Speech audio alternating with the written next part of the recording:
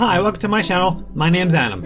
In today's video, I'm going to show you how to make a plane in the game Golems. Golems does not have air or a medium, which means it's a vacuum. There is no resistance that impedes on any object within the game. Therefore, the shape of your machines doesn't actually really matter in terms of aerodynamics, because there are no aerodynamics, since there is no air. One way that I figured out how to make something that flies like a plane, I had to figure out how to create something that would emulate the forces of drag within the game of Golems. And what I came up with, I utilized the function of the multimeter component that is in the menu of the game. The multimeter can be connected to a series of thrusters to produce a resistive force depending on the direction of the machine. So I'm going to be creating a plane that uses these multimeters to emulate the drag aerodynamic force to produce lift. So let me show you.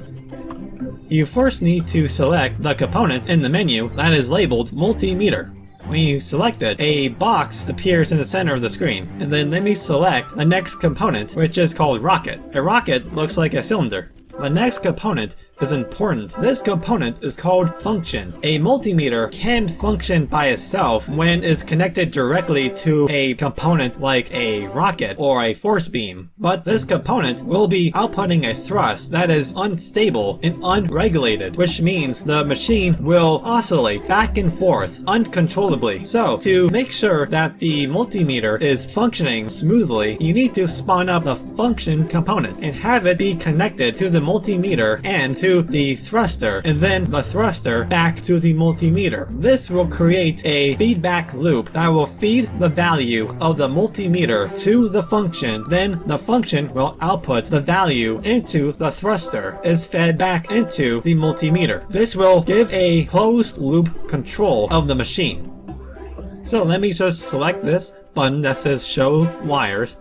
This will make everything turn blue, and you can see the nodes of the components. And let me select this button that is labeled function. A function looks like a gray sphere with two nodes sticking out from both ends, and there is a green square on top of the function. This is what is called the switch, which means you can turn this function on or off if you have something connected to the switch node of the function. To make something resist its motion in relation to the position in space or its velocity, you would need to have the function to be set to a specific setting. When you select the function and then click enter on your keyboard, you can see there is a drop-down menu above this graph, and you would need to select the very last setting that is in the menu that is labeled slope. Then you select OK. Now you'll just need to connect the components just like I have done here. I am now going to place the thruster within the function. You can place components or parts of a machine together as long as they are physically contacting one another or overlapping, just like I have done right here. You can see that the thruster is inside of the multimeter box. Now, to achieve the effect that I want from the machine, I will select and enter into the properties window of the multimeter, and I will select the multimeter tab in the properties window. I will select this drop down menu and change it from altitude to velocity. When I select this setting, these list of values correlate to the multimeter box direction. To achieve the desired effect, I will change these numbers to 0.1. I will do that to each number. So, you can change these values within the multimeter, so the multimeter will activate the thrusters depending on the values that are set within the multimeter. So you can make the machine be sensitive to its velocity to slow itself down to a very low velocity. This is the method or strategy that I came up with to create the lifting or drag force that will make it possible for a machine to fly like a plane. So I set these values to 0.1, which means this number will make the multimeter travel at 0.1 unit per second, which means the machine will automatically produce thrust to slow itself down to this desired velocity. After you have finished putting those values within the multimeter, you can then now test the machine to see how it responds. But make sure that the direction of the thruster is pointing at the right direction. To know the direction of the thruster, you can find it by going into the show wires. The direction of the thruster is indicated by this green node that will be located at one of the ends of this rocket component. This is the direction of thrust that the rocket will be producing. You can also rotate the multimeter to have the axis or have one of the nodes that the thruster is connected to be facing at the same direction as the thruster.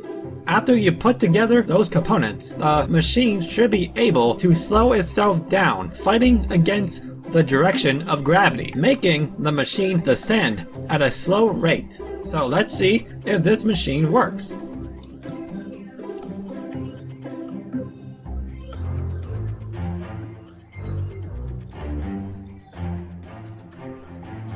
As you can see, the rocket is producing a thrust, but you will also notice that the rocket is producing a thrust above itself and also below itself. If you click and drag the machine with your cursor, you can see that the direction of thrust, it faces the direction of movement. If I move the machine upwards, it will try to slow itself down. If I try to move the machine downwards, it will also try to slow itself down in that direction as well. If I let go of the machine, you see how the machine controls its own velocity towards the direction of the ground. If you are going to add more thrusters to a multimeter to slow the multimeter machine in any direction, one important design aspect that you need to know is that when you are adding more than one thruster to a multimeter, you need to have each thruster to be connected to their own function. You cannot connect one node of the multimeter to 3 different thrusters that are facing at different directions, since each node of the multimeter is reading the value of that direction. The other thrusters will be receiving values coming from that node from that direction of the multimeter, which will in turn make the machine unstable. It will cause the machine to travel in unpredictable and uncontrollable directions. So you would need to have a thruster for all 3 nodes, and you need to have a function for each of the nodes of each thruster, just like I have set up right here. And you need to make sure that each function is set to the slope setting so that each thruster will behave in accordance to the velocity input of the multimeter. After you have wired them correctly, you can now manipulate the shape and placement of the thrusters. You can also change the particle effects of the thrusters or rocket component by going into the Effects tab within the Properties menu. This is the button right here that you need to select if you want to change the appearance of the thruster particles. I am also going to change the color of the box just to make it look more visually pleasing. Now let me start the simulation to see if this machine works. As you can see, the machine is producing thrust. When I move the machine around, the thrusters that are facing the direction of movement activate and stay on until it slows down to the values that are set within the multimeter.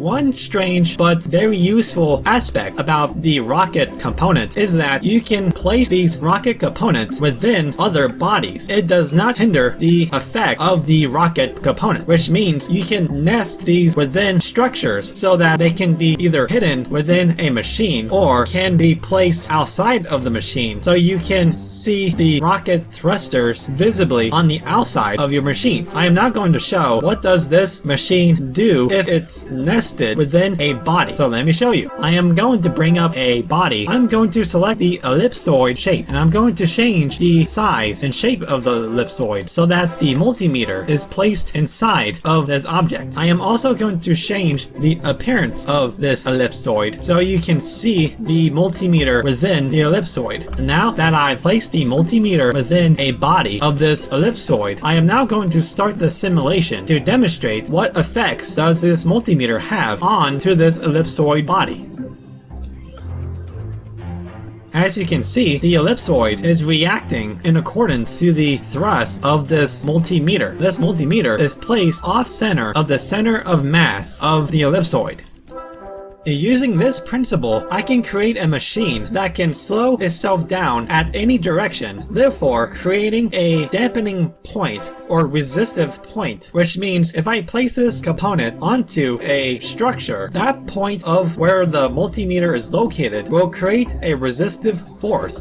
That point of the machine will slow itself down, so that point of the machine will lag behind the direction of where the machine is moving. I will utilize multiple of these multimeters to create a resistive force that will allow the machine to fly and resist gravity.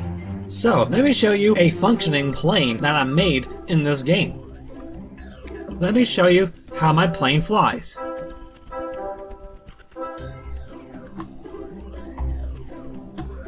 I can control the plane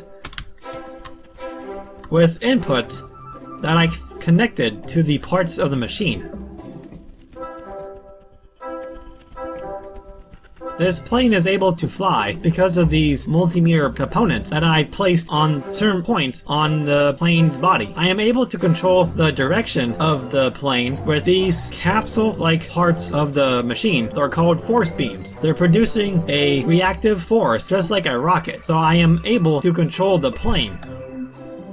Even though there is no air in this game, these components makes it act like it was a flying aerodynamic machine.